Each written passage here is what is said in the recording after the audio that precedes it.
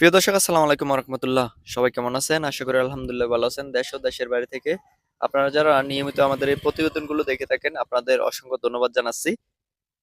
আজকে আমরা কথা বলবো সফল একজন উদ্যোক্তা কিভাবে হওয়া যায় এবং সফল উদ্যোক্তা হতে হলে কি লাগে এবং কি কি বিষয় জানা লাগে, সেই বিষয়গুলো নিয়েই আজকে আলোচনা করব।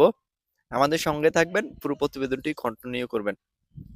আমি তরুণ, তাই তরুণদের কথা বলি। আমি উদ্যোক্তা, তাই নতুন উদ্যোক্তা তৈরি করার স্বপ্ন দেখি।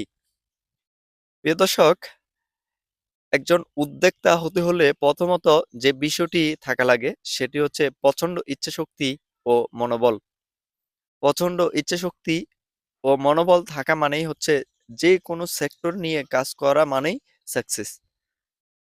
প্রচন্ড ইচ্ছাশক্তি নেই মানেই যেই সেক্টর নিয়েই কাজ করুক সে ব্যর্থ, এবং ব্যয়ের সংখ্যা দাঁড়াবে খুবই ভয়াবহভাবে।